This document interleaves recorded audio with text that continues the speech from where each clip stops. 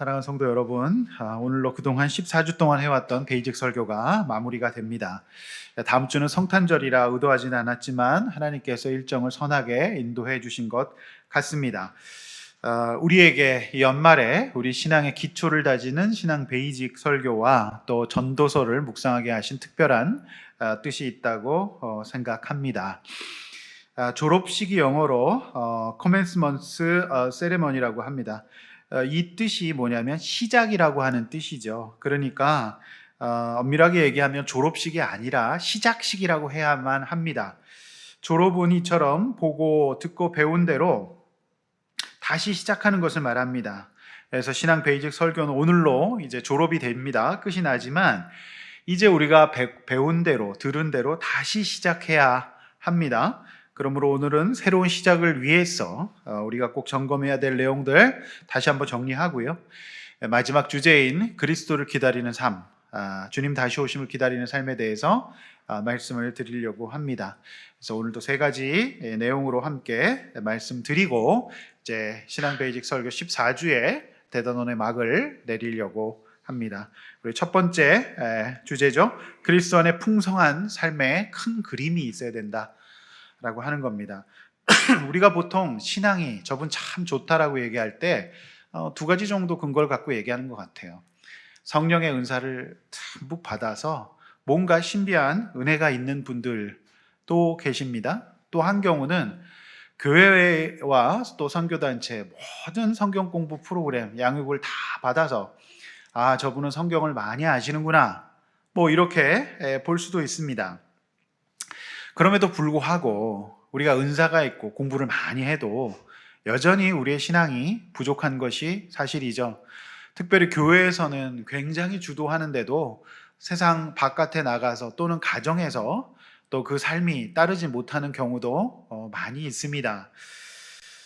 바울은 갈라디아서에서 그리스도인은 세상 속에서 선한 향기를 드러내야 된다. 어디를 가든지 균형 잡힌 그리스도인이 되어야 된다라고 말하고 있습니다. 그럼에도 불구하고 그렇지 않은 경우가 많이 있지 않습니까?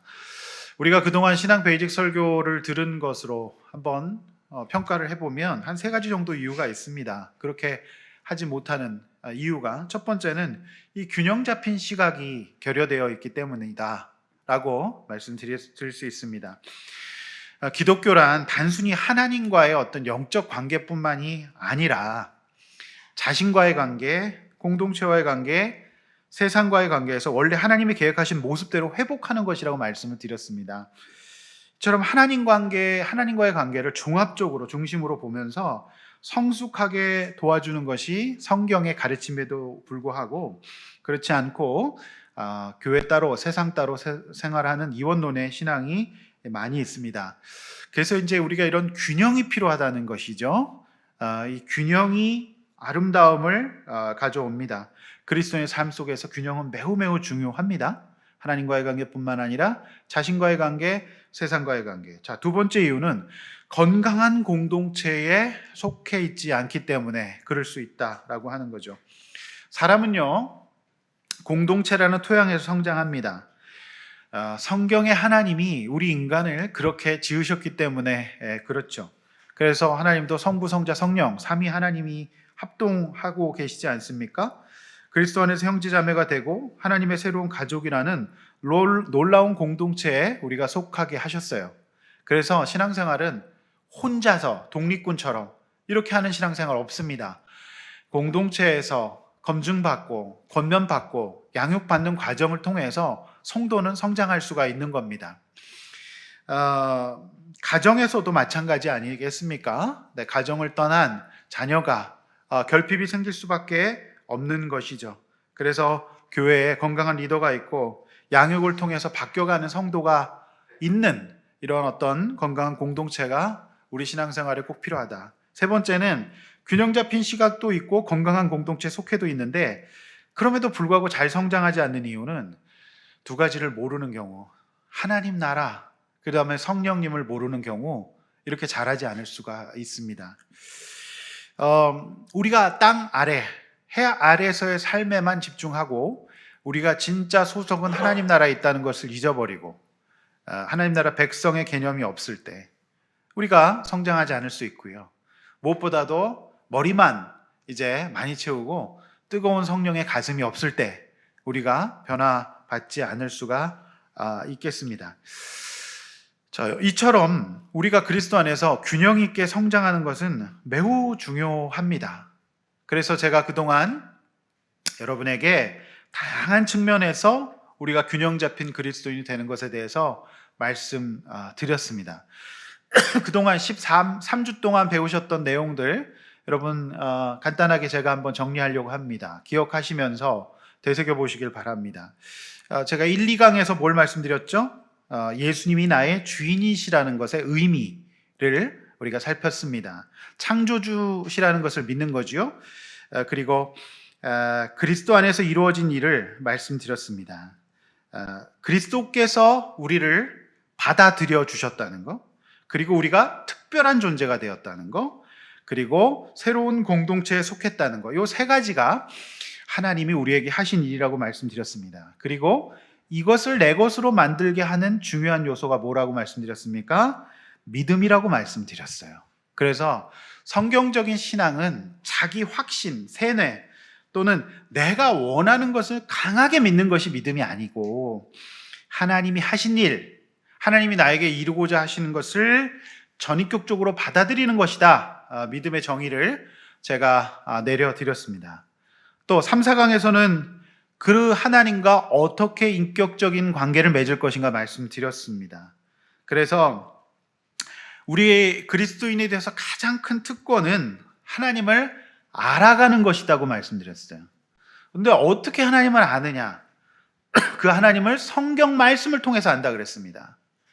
그래서 성경 말씀 읽는 것이 의무고 숙제고 어려운 것이고 이런 마음은 건강한 마음이 아닙니다. 이건 특권인데 어떻게 우리가 그거를 의무로 여길 수가 있겠습니까? 세상 사람들 절대로 누리지 못하는 것입니다. 그래서 성경 말씀을 통해서 하나님을 알아가는 특별한 존재로 부르신 것에 대해서 우리가 감격이 있어야 돼요.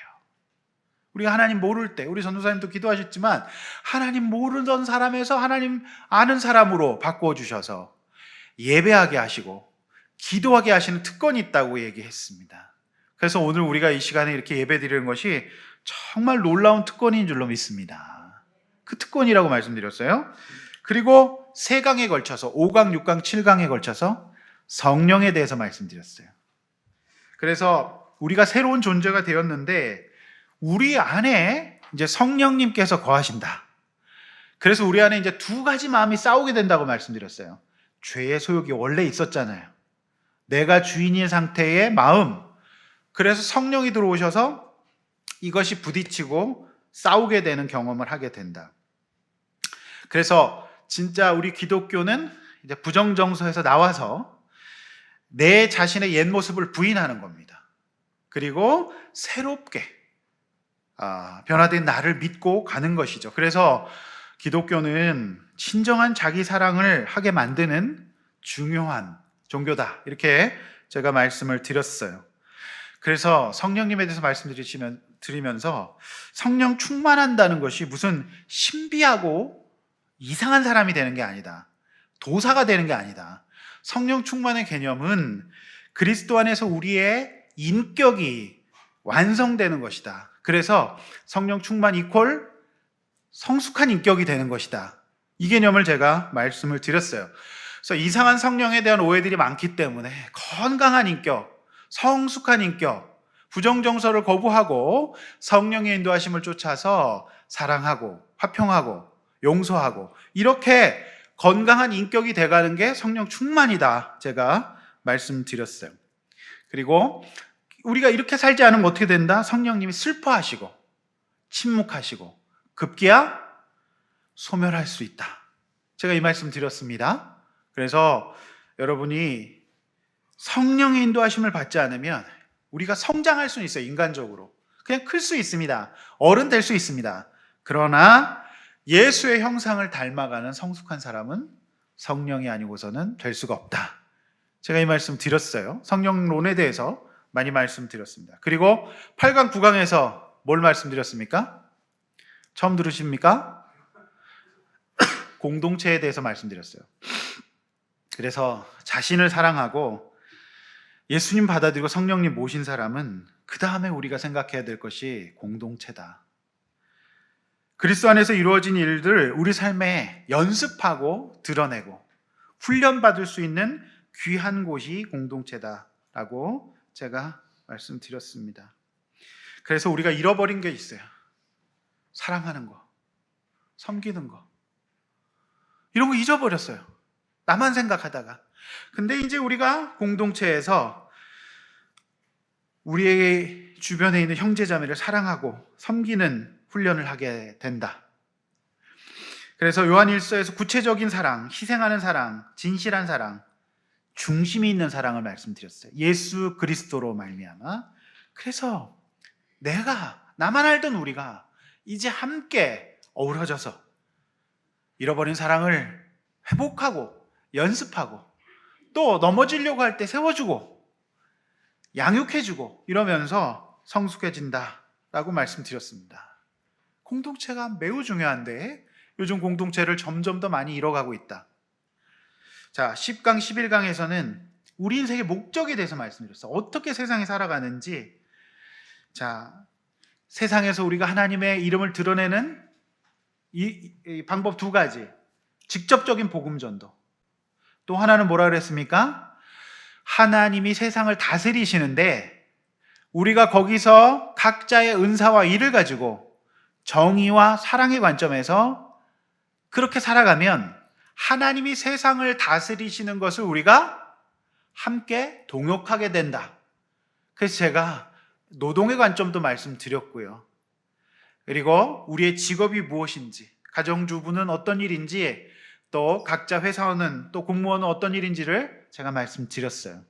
그게 복음 전도라고 말씀드렸습니다. 그래서 덕을 선전하는 것이다. 그게 교회에서뿐만 아니라 세상에서 그렇게 하나님의 덕을 선전하는 것이 전도다라고 말씀을 드렸습니다.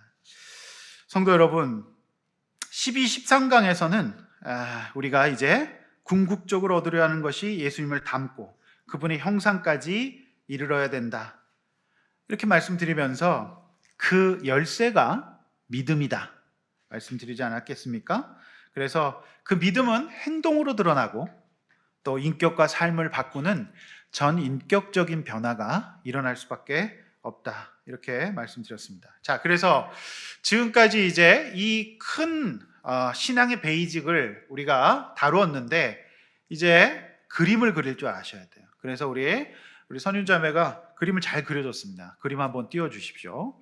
네, 이런 그림이 이제 완성이 된 겁니다. 깔끔하게 잘 올라왔죠? 그래서 여러분 카톡방에 제가 올려드렸으니까 늘 이 큰 그림을 품고 계셔야 됩니다. 그래서 내가 주인이 아니라 하나님이 주인인 겁니다. 그래서 그리스도와 함께 하고 세상, 하나님, 자신, 공동체 이 네 가지 영역에 큰 그림을 그리는 것이 신앙의 베이직이라고 말씀드렸습니다. 그래서 하나님과의 관계, 성경 말씀, 기도, 공동체를 통해서 하나님 더 알아가고요. 그 다음에 이제 이런 분들이 되게 많아요. 내 자신을 사랑하지 못하고 내 부정정석 가운데 휩싸여 있어서 하나님 말씀 온전히 잘 받아들이지 못해요. 그리고 내 자신을 사랑하지 못하니까 연습도 잘 안 되는 거죠. 그래서 만약 이게 심하면 제가 치료적인 관계를 권한다고 말씀드렸습니다. 네. 그래서 그런 측면에서 제가 여러 가지 말씀드렸고요. 퇴행도 이 측면에서 제가 이제 말씀을 드리지 않았겠습니까? 나를 사랑하지 못한다. 그러니까 정말 기도 많이 하고 막 이러는데 나를 사랑하지 못하는 되게 많아요. 그리고 공동체 안에서 사람과의 관계 속에서 내가 속해서 연습하고 훈련받아 나가야 되는데 이게 정말 또 잘 안 된다. 그리고 또 하나는 세상에 나아가서 내가 하고 있는 일들, 가정주부라면 아이들과 남편을 잘 이렇게 하는 거, 그거 굉장히 중요한 일이라고 생각했고, 각자 영역 가운데 정말 내가 세상에서 하나님과 동역하는 직업이 안 된다고 생각하면 직업을 전환하는 것도 생각해 봐야 된다고 말씀을 드렸어요. 그래서 이게 큰 그림이에요. 요 그림을 쭉 가지시고 여러분들이 신앙생활 하셔야 되는데 정말 편협되게 하나님만 바라본다는 거예요. 교회에서는 너무 활개를 치는데 세상 나가면, 가정 가면 엉망인 경우가 되게 많았습니다. 그래서 제가 이제 목사의 딸이라고 하는 책도 제가 권해드리고 그렇게 하지 않았겠습니까? 그래서 이게 굉장히 큰 그림이다라고 하는 거예요. 네, 여러분, 그러나 이제 사람이 이렇게 습관을 바꾸는 것이 쉽지가 않아요. 우리는요, 이렇게 베이직에 대한 큰 그림을 그려도 자꾸 익숙한 것에 기대고 돌아가기 마련입니다. 그래서 우리 공동체가 매우 중요한 것이죠. 에베소 4장 13절 한번 읽어볼까요? 앞에 보시면서 시작. 우리가 다 하나님의 아들을 믿는 것과 아는 일에 하나가 되어 온전한 사람을 이루어 그리스도의 장성한 분량이 충만한 데까지 이르리니. 그래서 우리가라고 돼 있어요. 그래서 나 혼자 신앙생활 할 수 없어요. 나에게 권면해 주는 사람, 말씀을 들려주는 사람, 그리고 함께 기도해 주는 사람 통해서 함께 하나님을 아는 일과 믿는 일에 하나가 되는 공동체 매우 중요합니다. 그러므로 여러분, 교회는 뭡니까? 그냥 가서 위로받고 쉬는 곳만이 아니라 그리스도를 닮아가는 데 있어서 꼭 필요한 거예요. 교회가 뭐 하는 곳이냐, 이게 굉장히 중요하거든요. 그리스도를 닮아가는 연습하는 곳이에요. 또 그렇게 안 되고 넘어지고 옛 습관으로 갈 때 성령으로 기도해서 함께 세워주는 그런 교회라고 하는 겁니다. 교회는 그리스도를 닮아가는 곳이다. 자, 베드로전서 1장 22절 마저 또 읽습니다. 시작. 너희가 진리를 순종함으로 너희 영혼을 깨끗하게 하여 거짓이 없이 형제를 사랑하기에 이르렀으니 마음으로 뜨겁게 서로 사랑하라. 우리가 잃어버린 사랑, 우리가 사랑을 온전히 못 받아서 사랑을 잘 못하거든요. 근데 제가 볼 때는 사실 교회 공동체에서 사랑받아서 가족에게도 사랑할 수 있어요. 오히려 그래요. 가족에게서 배워서 하는 것이 아니라 못 배우고 그 부분 상처가 있다면 그리스도 안에 사랑받고 이제 가족에게도 그렇게 할 수 있다고 저는 믿습니다. 그래서 연습이 필요한 거예요. 그게 바로 교회라고 하는 것이죠. 고린도전서 11장 1절 또 읽습니다. 시작. 내가 그리스도를 본받는 자가 된 것 같이 너희는 나를 본받는 자가 되라. 그래서 교회에는 성숙한 지도자가 있어야 된다고 말씀드렸어요. 사람들이 이래요. 하나님 보고 오지 사람 보고 오냐? 이 말은 반은 맞고 반은 틀린 말이에요. 물론 사람 보고 보려고 교회 오는 건 아니지만 하나님은 보이지 않기 때문에 사도 바울이 이런 권면을 한 거예요. 예? 사도 바울이 완성된 성자, 완성된 예수님은 아니었어요. 그렇지만 그는 이 교회, 고린도 교회의 초신자들 봤을 때 최선을 다해 주님 닮아가려고 애쓰는 중에 있었기 때문에 내가 완성된 사람은 아니지만 이렇게 예수 믿으면 된다. 이걸 이제 보여주는 거죠. 그 모델을 보여준 거잖아요. 그래서 교회가 중요하고 교회에는 이렇게 성숙한 사람이 있어야 돼요. 그래서 목사와 장로가 그래야 되고요. 목자가 그래야 됩니다. 그래서 우리 리더들이 매우 중요한 거예요. 내 말, 내 행동, 이거 하나하나가 영향을 미칠 수 있기 때문에 그렇습니다. 여러분, 만약에 연약한 이제 새신자가 교회 왔다고 칩시다. 이제 막 신앙을 배우고 이제 하나님 어떤 분인지 모르는 분이 이제 예수 믿고 이제 구원받았고 이제 가야 돼요. 그러면 어떻게 돼요? 그 신앙이 발전될 수 있도록 이렇게 모델의 역할을 해줘야 되지 않습니까? 그런데 만약에 이제 내가 아직 본이 될 만한 신앙이 안 돼요.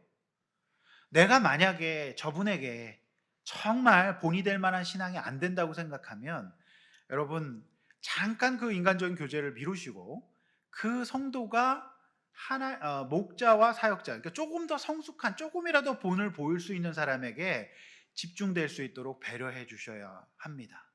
왜냐하면 교회는 그리스도를 닮아가는 모임이기 때문에 그렇다라고 하는 거죠. 그래서 어떤 개인의 취향과 성격과 연령과 이런 것을 중심으로 모이지 않아요. 그래서 여러분이 내 말 한마디 행동이 연약한 사람에게 말씀이 안 들리게 할 수도 있고 신앙생활에서 매우 중요한 공동체의 선입견을 갖게 할 수도 있기 때문에 내가 성숙해서 저 사람에게 어떤 영향을 미칠까를 늘 생각하셔야만 돼요.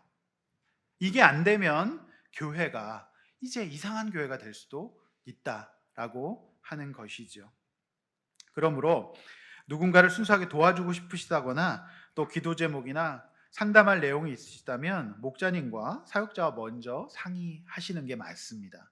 그렇게 하셔야 돼요. 신앙생활을 오래 한 사람들이 예수님을 닮아가는 모습을 보여줘야 그리스도인들, 그 이후에 믿은 그리스도인들도 따라갈 수 있음을 명심하셔야 한다라고 하는 것이죠.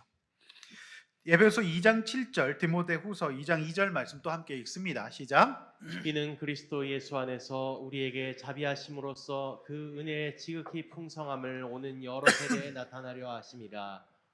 또 내가 많은 증인 앞에서 내게 들은 바를 충성된 사람들에게 부탁하라. 그들이 또 다른 사람들을 가르칠 수 있으리라. 그래서 교회에서 우리만 모여서 우리들만의 리그를 만드는 것이 아니라 모든 세대가 그것을 알 수 있도록 우리가 힘써야 합니다. 또 우리 교회가 모여서 함께 선교해야 하는 것이죠. 모든 사람들에게 전달하는 사명이 우리에게 있습니다. 그래서 우리가 이렇게 이 전도가 어려운 시대에 전도해 보려고 하는 것은 전도하면서 그 수혜를 내가 받기 때문이에요. 여러분, 목사 돼서 제일 은혜로운 게 뭔지 아십니까? 전하려고 말씀 보다가 제가 은혜 받을 수 있는 거예요. 전 이게 직업이에요. 어쩔 수 없이 은혜 받아야 돼요. 예. 여러분, 이 신앙 베이직도 제가 정리하면서 제 자신이 은혜를 많이 받았어요. 여러분, 공부 잘하는 아이들의 특징이 뭐예요? 옆에 있는 아이들 잘 가르쳐줘요. 가르치면서 자기 게 되는 거잖아요. 그래서 전도는 우리 신앙생활에 매우 중요한 측면이다라고 말씀드릴 수가 있습니다. 자, 이제 큰 두 번째 주제로 하나님 나라 백성을 성령님께서 이끄십니다. 성령의 역할이 굉장히 중요한데, 여러분, 초대교회는요 어떤 프로그램도 없었고 지금과 같은 성경책도 없었어요. 그런데요, 어떻게 이 초대교회가 유대교, 로마 이 핍박이 있었는데 어떻게 이렇게 초대교회가 성장하고 안정될 수 있었을까? 여러분, 그 이유는 성령님에게서 찾을 수가 있습니다. 어쩌면 지금 이 시대보다 훨씬 더 어려운 시대였는데, 그 시대는 그럼에도 불구하고 교회가 이렇게 로마를 뒤집어 놓은 것이죠. 어떻게 이럴 수 있었을까? 요한복음 14장 16절, 16장 13절 함께 또 읽습니다. 시작. 내가 아버지께 구하겠으니 그가 또 다른 보혜사를 너희에게 주사 영원토록 너희와 함께 있게 하리니. 그러나 진리의 성령이 오시면 그가 너희를 모든 진리 가운데로 인도하시리니. 그가 스스로 말하지 않고 오직 들은 것을 말하며 장래일을 너희에게 알리시리라. 네, 이 예수님의 말씀대로 초대교회가 성령님이 함께 계셔서 진리 가운데로 인도하셨기 때문에 그 불완전한 시대를 안정적으로 교회가 갈 수가 있었던 것이죠. 그 가운데 예수 그리스도가 계셨습니다. 그리고 이 성령님께서 우리가 무엇을 하는 사람인지 알려주세요. 에베소 1장 13, 14절 또 읽습니다. 시작. 그 안에서 너희도 진리의 말씀 곧 너희의 구원의 복음을 듣고 그 안에서 또한 믿어 약속의 성령으로 인치심을 받았으니. 이는 우리 기업의 보증이 되사 그 얻으신 것을 속량하시고 그의 영광을 찬송하게 하려 하심이라. 네. 그래서 성령으로 인치심을 받았다. 너희가 구원받았다. 그리고 너희가 회복될 거고 하나님의 소유가 되었다. 이렇게 보증해 주신 것이죠. 성령께서요, 저와 여러분을 주님 만나는 그때까지 이끌어 주시고 보호해 주실 것이라는 약속 때문에 2000년 전에 초대교회가 시작해서 지금까지 교회가 이렇게 존재할 수 있었던 것이라고 생각을 합니다. 여러분, 에베소 2장 22절, 1장 23절 말씀 또 읽습니다. 시작. 너희도 성령 안에서 하나님이 거하실 처소가 되기 위하여 그리스도 예수 안에서 함께 지어져 가느니라. 교회는 그의 몸이니 만물 안에서 만물을 충만하게 하시는 이의 충만함이니라. 그래서 저는 이 말씀을 묵상하면서 마음이 굉장히 저도 정신을 차리게 되었어요. 교회가 뭐냐? 여러분, 교회는 단순한 조직이나 단체가 아닙니다.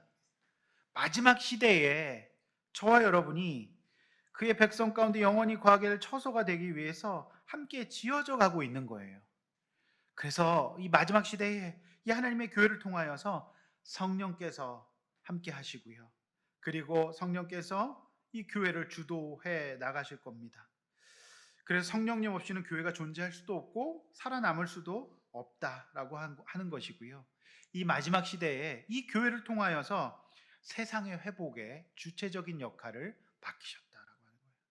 우리 비록 작은 교회지만 우리가 세상 가운데 많은 가정 중에 한 가정을 변화시킬 수 있다면 그것이 마지막 시대에 성령의 교회께서 하시는 일이다라고 하는 것이죠.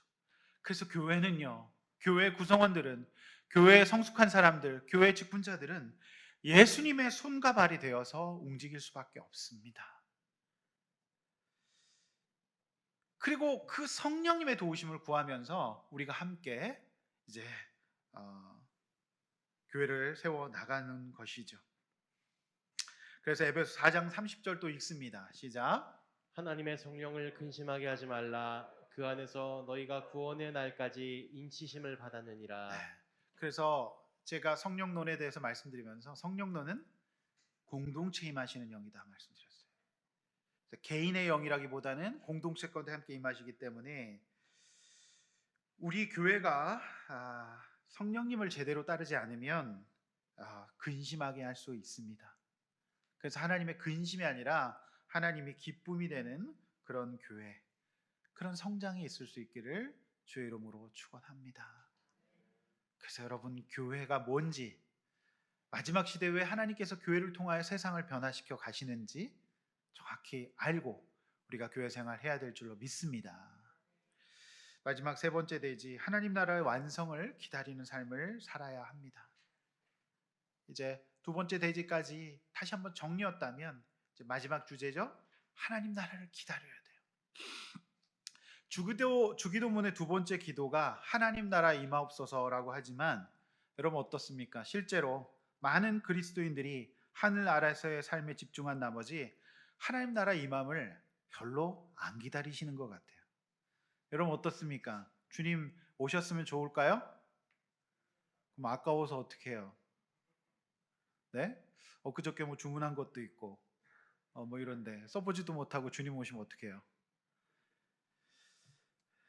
이제 아파트 분양받았는데 어떡하실 거예요?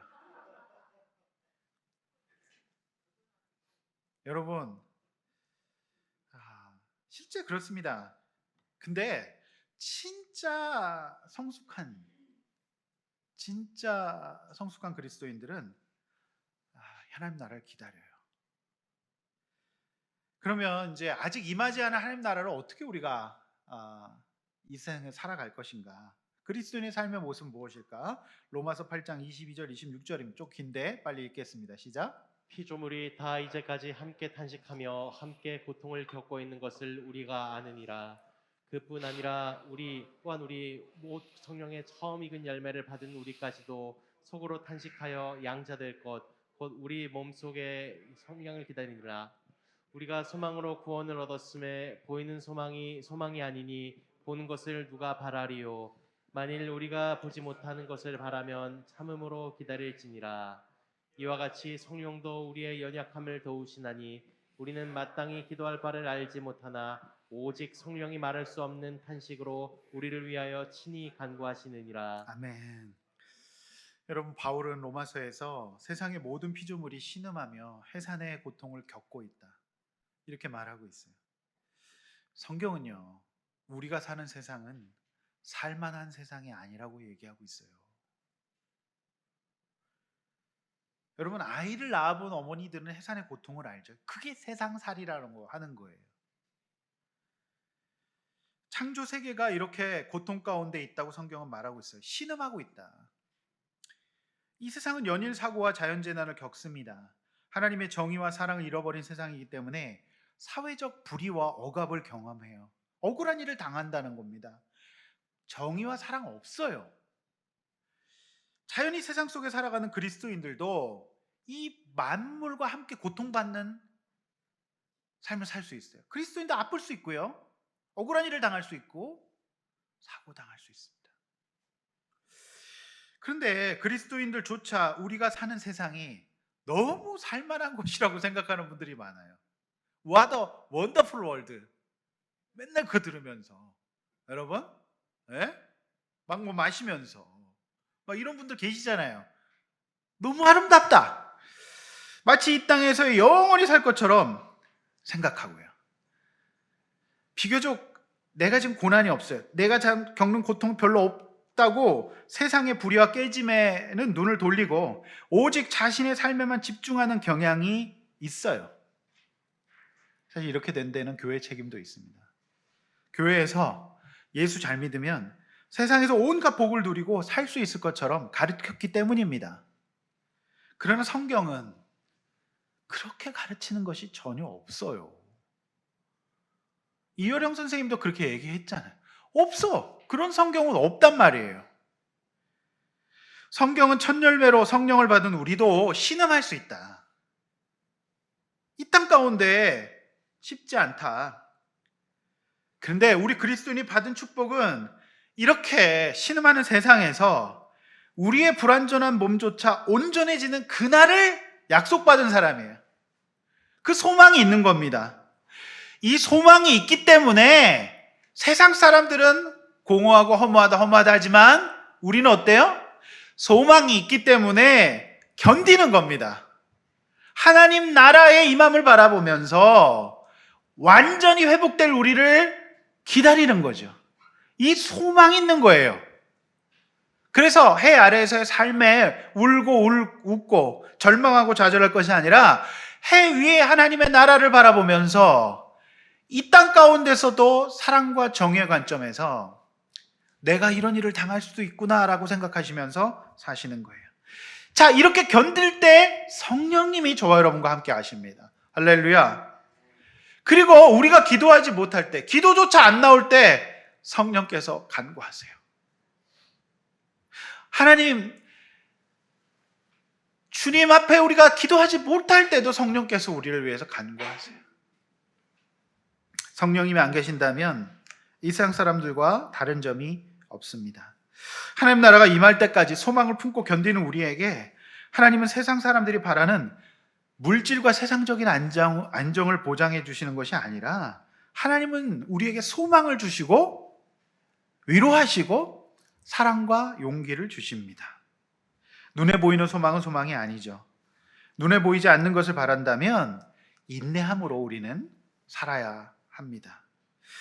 요한 1서 3장 2절 3절, 에베소서 2장 10절에 있습니다. 시작.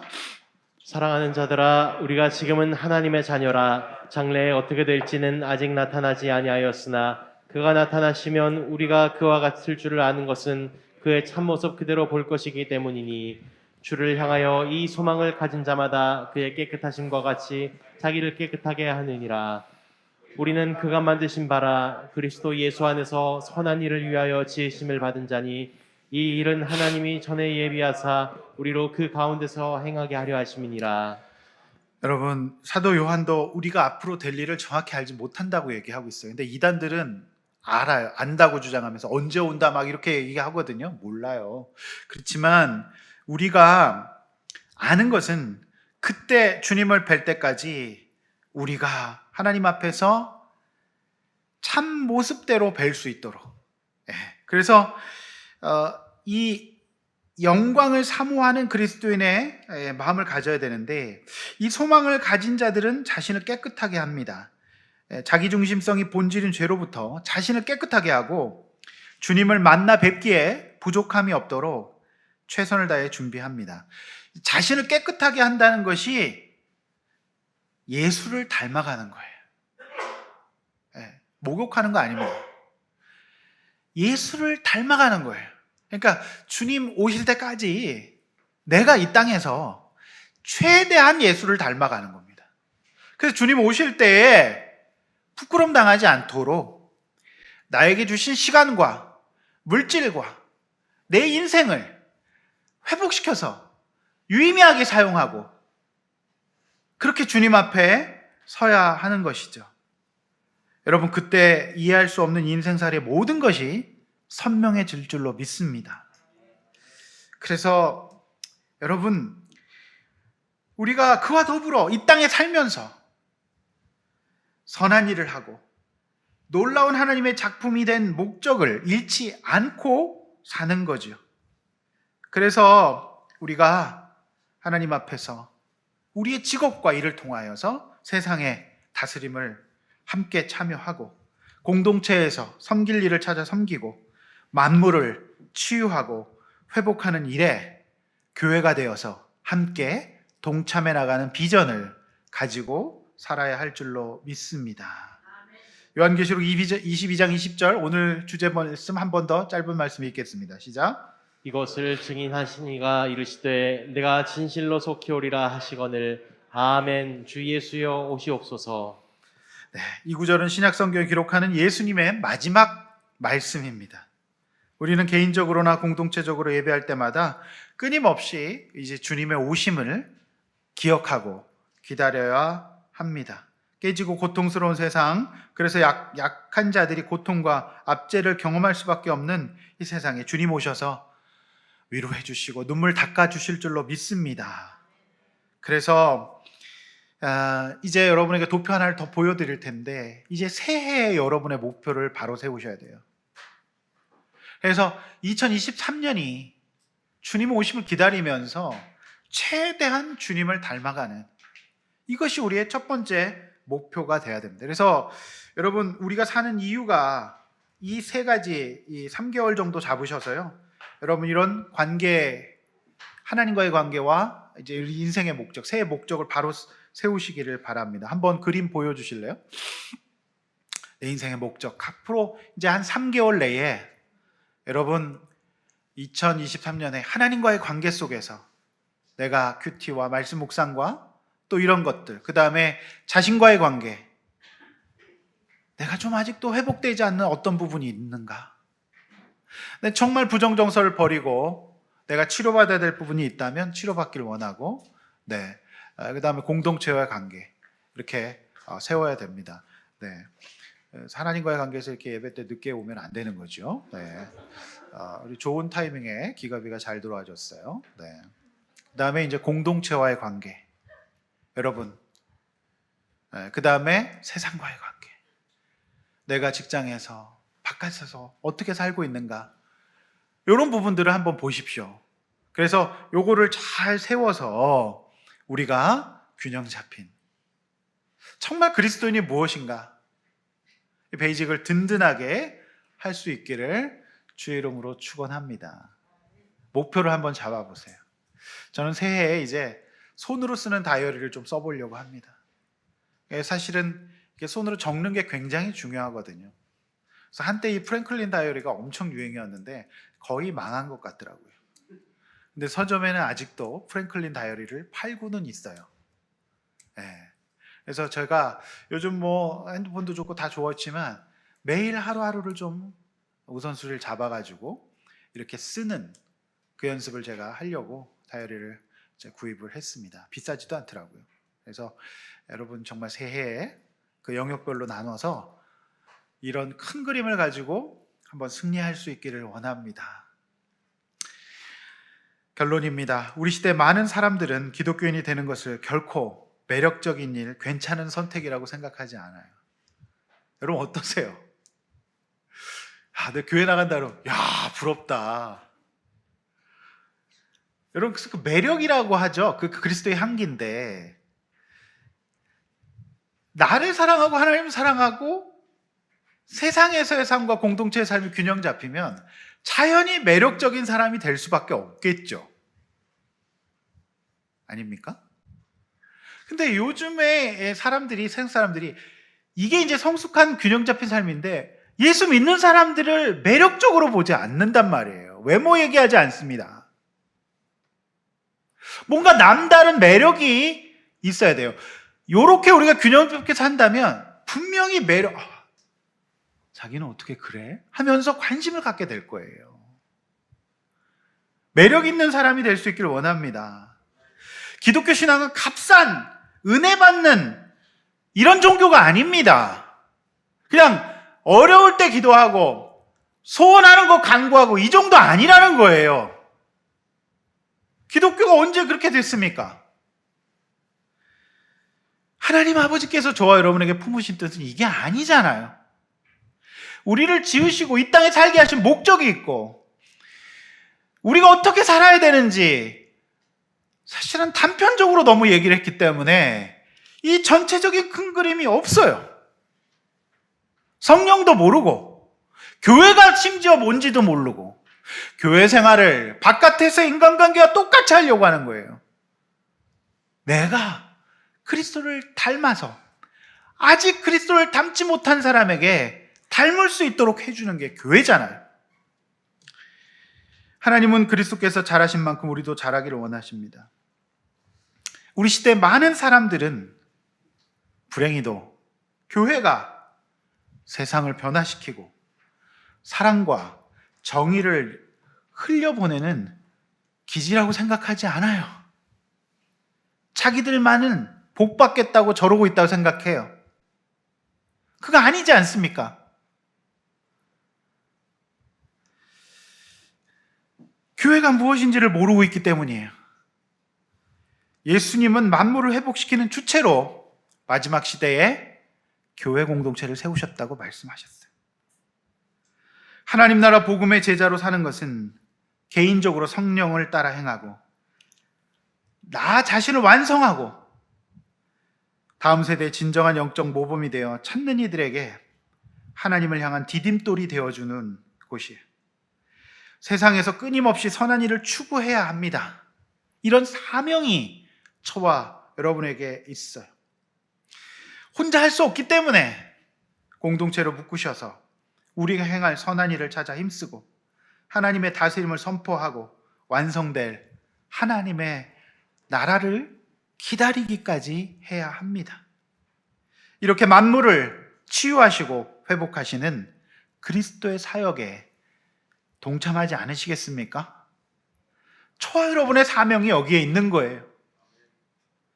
이것이 든든한 기초가 있는 그리스도인의 풍성한 삶이에요.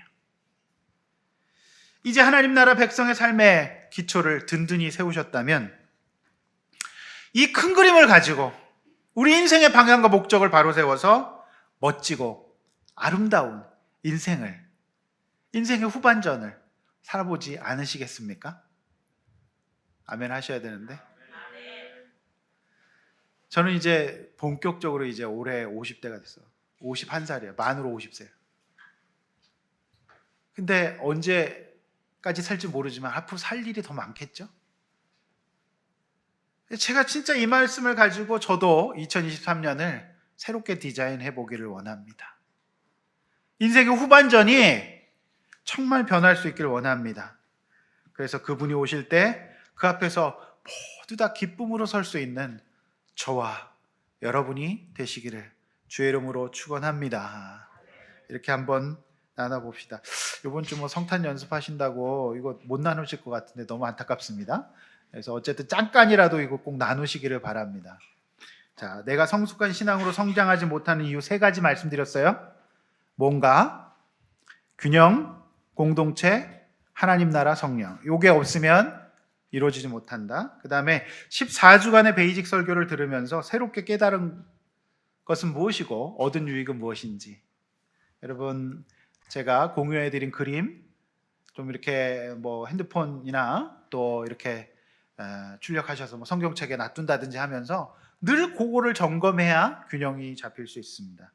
자, 지난 한 해를 돌아보면서 회개할 것은 무엇입니까? 내가 이 부분이 어떤 부분이 안 됐다. 우선순위가 틀렸다. 직장 생활이 잘못됐다.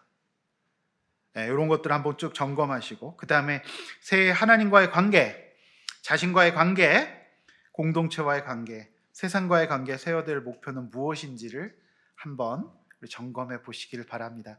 자신과의 관계에서 진짜 내가 어떻게 잘 못하겠다 그런 분들은 저를 찾아오십시오. 제가 도와드리겠습니다.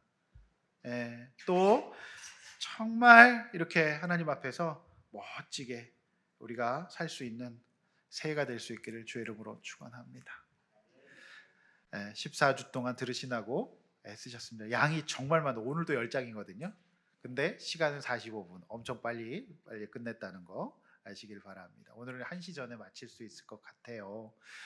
감사합니다. 여러분 신앙의 베이직을 든든히 하시고 그동안 이런 설교를 아마 못 들어보셨을 것 같아요. 그냥 강해 설교 들으셨는데 큰 틀을 갖고 이렇게 신앙생활 할 때 조금 건강하고 매력적인 그리스도인 될 수 있을 줄로 믿습니다. 옆에 있는 분들에게 수고하셨습니다. 네, 기초가 튼튼한 그리스도인이 됩시다. 기초가 튼튼한 그리스도인 됩시다. 네, 네, 그렇게 한번 하시길 바랍니다. 우리 찬양하고 기도하겠습니다. 우리 오늘 눈물로.